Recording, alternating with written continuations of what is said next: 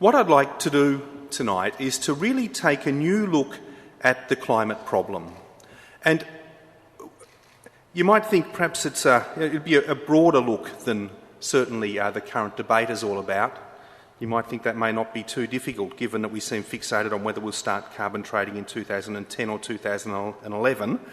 But nevertheless, I'd like to take, as I said, a broader look, one that looks beyond carbon trading to the problem as a whole, to the carbon imbalance of the planet as a whole.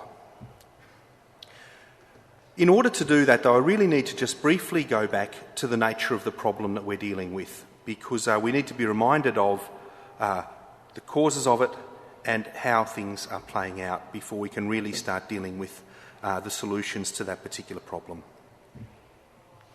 Really, the climate problem is probably most simply phrased as being just an air pollution problem. It results from the burning of fossil fuels and the emissions of greenhouse gases into the atmosphere as a result of that process. But to understand why that is such a daunting problem for humanity, we need to know a little bit about the atmosphere itself. Now, I think one of the difficulties we've had as we've tried to come to terms with this problem is that when people look up into the sky, which we can thankfully do here, it looks as if the atmosphere just goes on forever. And people quite reasonably ask, well, how could it be that humble humanity could have any influence at all on that vast organ of our planet? It turns out that the atmosphere, or to look at the atmosphere from down here and try to estimate its size, is very, very misleading. If you want to try to gain a sense of how large the atmosphere actually is, you've got to carry out a bit of a thought experiment and imagine taking those gases that comprise the atmosphere and compressing them down about 1,000 times until they became a liquid, and then comparing them in your imagination with, say, the size of the oceans on our planet. If you're able to do that, you'd be able to see that the atmosphere is 500 times smaller than the oceans. And that really, it's the sort of most essential thing to know about our planet in this 21st century of ours, simply because small pollution sinks are much more vulnerable than larger ones.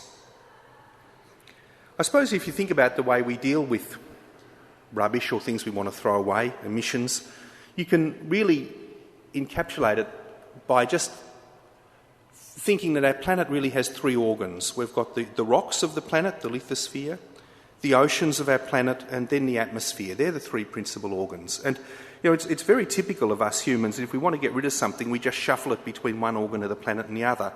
So we've got some rubbish we don't want, we might burn it, put it into the atmosphere. We might bury it, put it into the lithosphere. Or we might flush it down the loo and put it into the ocean. And my great mate John Doyle, in that regard, has a marvellous saying. He says that the history of civilization really is just a history of connecting bums to the sea. He's right. We couldn't have cities without it, But it's symptomatic of the way we deal with any unwanted material. And at a small scale, of course, that doesn't present any problem. That really is a genuine solution to any disposal issue we have. But on the scale that we have, on the scale that humanity exists now on the face of the planet, those sort of disposal solutions are just no longer adequate, particularly in relation to the atmosphere. It's by far the smallest of Gaia's organs. It's also extremely dynamic, so that just as an example, the breath that I'm exhaling now, some of the molecules in it in a couple of weeks' time may be over a distant continent or a distant ocean, fertilising a forest or plankton at the surface of the sea.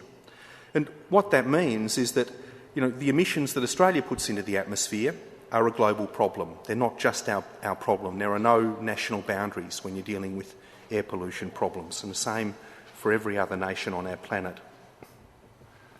I think the most profound thing that's ever been said about the atmosphere was said by James Lovelock, one of the great heroes of climate science, a very, very interesting man. He said that the atmosphere is a manifestation of life. He said it's every bit as much a manifestation of life as a cat's whisker is or a bird's feather is. And a feather, of course, is a manifestation of the life of an individual bird. It's not a living thing itself, but it's a manifestation of a life. The difference with the atmosphere is a manifestation of life as a whole. And as life changes, so the gaseous composition of the atmosphere must change pretty much instantaneously. And if you think about the atmosphere in those ways as being a small organ of our planet, an extremely dynamic one, and a manifestation of life, it becomes clear why air pollution has been such a persistent problem for us.